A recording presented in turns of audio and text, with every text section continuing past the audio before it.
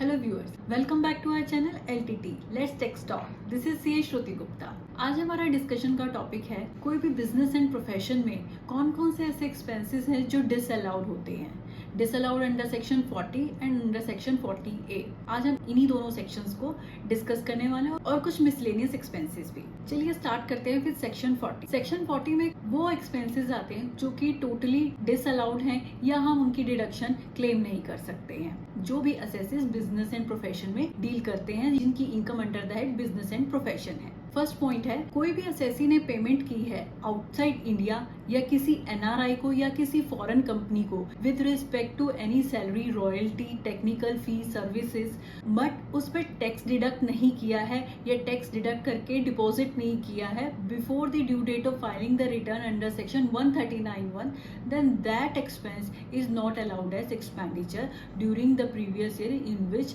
The assessee is claiming the deduction. कहने का मतलब ये है कि कोई भी आउटसाइड इंडिया पेमेंट की गई है या विद इन इंडिया पेमेंट की गई है किसी NRI को या किसी फॉरेन कंपनी को with respect to any services payment or any fees, technical fees, royalty, जिसके ऊपर TDS डिडक्ट होना चाहिए था और TDS डिडक्ट होके जमा होना चाहिए था, मगर असेसी ने उस TDS को ना तो डिडक्ट किया है या फिर डिडक्ट करके जमा नहीं कराया, तो उस केस में वो एक्सपेंडिचर डिसअलाउ हो जाएगा। अब डिसअलाउ तो हो गया वो ड्यूरिंग द ईयर, मगर कब वो अलाउ हो सकता है? अगर तो असेसी अपनी ड्यू डेट, अपनी इनकम टैक्स रिटर्न फाइलिंग की ड्यू डेट से पहले पहले उसे डिडक्ट करके जमा करा देता है तो तब वो एक्सपेंडिचर अलाउ हो सकता है, या फिर उस ईयर में अलाउ होगा वो एक्सपेंडिचर जिस ईयर में वो TDS डिडक्ट करके डिपॉजिट करा देगा। एक एग्जांपल लेते हैं। सपोज कीजिए एक NRI को रॉयल्टी फीस की पेमेंट की गई है ऑन 1 जनवरी की अगर रॉयल्टी की पेमेंट हुई है तो उसका TDS डिडक्ट करके डिपॉजिट हो जाना चाहिए था टिल 7 फरवरी 2023, मगर असेसी ने till the due date of filing the return वो टैक्स डिपॉजिट नहीं कराया है, तो during the financial year, during the tax audit of financial year 22-23 वो जितना भी अमाउंट का एक्सपेंडिचर है वो पूरा डिसअलाउ हो जाएगा। अगर असेसी उस एक्सपेंडिचर का जो TDS बनता था वो सपोज कीजिए दिसंबर 23 में डिपॉजिट करा देता है, तो ड्यूरिंग द फाइनेंशियल ईयर 23-24 जो भी हम इनकम कंप्यूट की जाएगी असेसमेंट ईयर 24-25 में असेसी उस पूरे अमाउंट का डिडक्शन क्लेम कर सकता है। ड्यूरिंग द असेसमेंट ईयर 24-25 जो एक्सपेंडिचर डिसअलाउ हो गया था 23-24 असेसमेंट ईयर में वो 24-25 में अलाउ हो जाएगा। नेक्स्ट पॉइंट आता है, अभी हमने पॉइंट डिस्कस किया अगर असेसी ने पेमेंट की है आउट ऑफ इंडिया या फिर NRI या फॉरेन कंपनी को। अब बात आती है कि असेसी ने अदर देन NRI या फॉरेन कंपनी कोई पेमेंट की है विद इन इंडिया,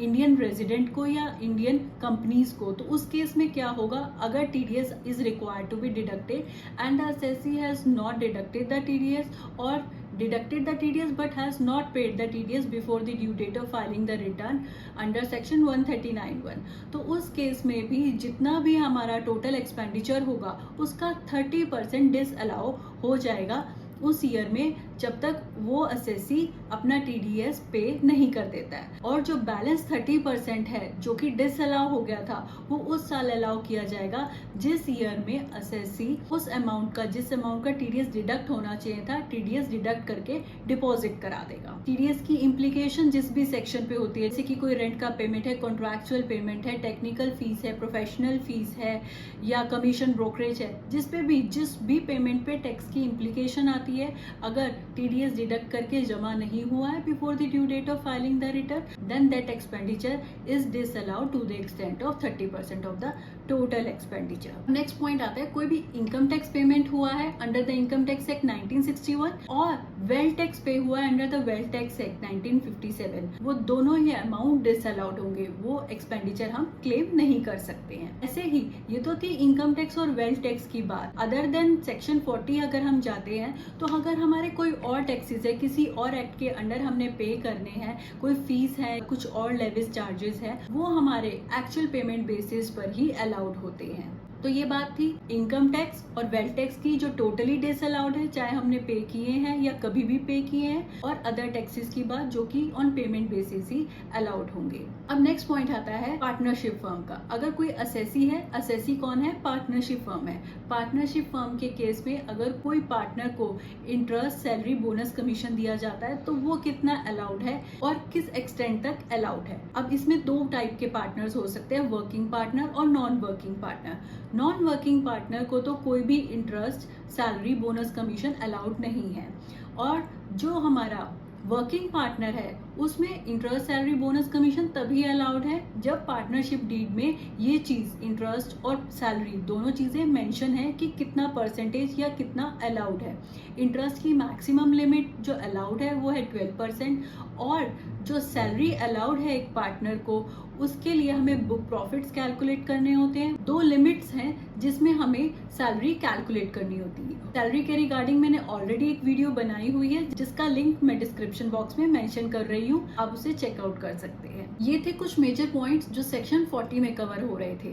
अब हम कुछ मेजर पॉइंट्स करेंगे जो सेक्शन 40A में कवर होंगे, जो कि सर्कमस्टांसेस बेसिस पर ही उनकी अलाउंस अलाउड है, या फिर ये कह सकते हैं कुछ ऐसे सर्कमस्टांसेस होंगे अगर एग्जिस्ट करेंगे तो वो एक्सपेंडिचर डिसअलाउ कर दिया जाएगा। तो हम डिस्कस करते हैं सेक्शन 40A। फर्स्ट पॉइंट आता है कि अगर कोई असेसी ड्यूरिंग द ईयर किसी और असेसी को पेमेंट करता है या एग्रीगेट ऑफ पेमेंट करता है in a day in the mode of cash for exceeding rupees 10,000, then that whole expenditure will be disallowed। मतलब कि कोई एक एक्सपेंडिचर की पेमेंट अगर किसी एक व्यक्ति को की जाती है ड्यूरिंग अ डे 10,000 से एक्सीड कर जाएगा तो जितना भी वो एक्सपेंडिचर है वो डिसअलाउ हो जाएगा। That means other than cash mode ही अगर मोर देन 10,000 की पेमेंट होगी तो ही वो पूरा एक्सपेंडिचर अलाउड होगा, और अगर कैश में पेमेंट करनी है तो लेस देन 10,000 की पेमेंट करनी होगी in a day for aggregate payment to a person. अब नेक्स्ट पॉइंट आता है कि कोई हमारा एक्सपेंडिचर अलाउ हुआ है in an assessment of a year in respect of a liability of expenditure, then that expenditure is allowed if the payment is made in a mode other than cash. मतलब कि कोई assessment हुई है किसी year की जिसमें कि expenditure allow कर दिया गया था और उस एक्सपेंडिचर की पेमेंट ड्यूरिंग द ईयर की गई है अदर देन कैश मोड, तो ही वो एक्सपेंडिचर अलाउड होगा। अगर इन केस उस एक्सपेंडिचर जो कि अलाउ किया गया है उस असेसमेंट में कैश मोड में कर दी जाती है तो जितना भी एक्सपेंडिचर अलाउ किया गया था वो during the year profit and gain मान लिया जाएगा उस बिजनेस एंड प्रोफेशन का। अब नेक्स्ट पॉइंट आता है हमारा कि कोई हमने प्रोविजन किया है ग्रेच्युटी का। जब भी कोई असेसी प्रोविजन करता है ग्रेच्युटी का वो एक्सपेंडिचर तब तक अलाउड नहीं होता है जब तक कि उस ग्रेच्युटी में से एक्चुअल पेमेंट ना कर दी जाए। अब ग्रेच्युटी क्या है? किसी भी एम्प्लॉय को दी जाती है at the time of retirement और at the time of termination. तो अगर हम जब भी प्रोविजन कर रहे हैं तो at the time of provision that expenditure is not allowed, however that expenditure is allowed at the time of making payment of gratuity to the employ. That means जब भी हम पेमेंट करेंगे उस ग्रेच्युटी की वो एक्सपेंडिचर तभी allowed होगा, ना कि उसकी प्रोविजनिंग के टाइम पर। अब एक और पॉइंट आता है, अगर कोई असेसी ऐसा कोई एक्सपेंडिचर किया जाता है जो कि ऑफेंस है, ऑफेंस के लिए या कोई प्रोहिबिटेड बाय लॉ है, then that expenditure is also not allowed as expenditure. If it has been deducted from the profit and loss account, then that expenditure will be disallowed. ये हमने कुछ major expenses discuss किए हैं जो कि actually हम accounting purpose से तो मैंने अकाउंट फॉर करेंगे, but at the time of calculation of income for the income tax purposes those expenditure will be disallowed. I hope आपको ये पॉइंट्स हैं उन पे क्लैरिटी आई होगी। इन केस कोई कंफ्यूजन है please do let me know. Thank you for listening. Do subscribe to my channel. Stay safe, stay healthy. Bye bye.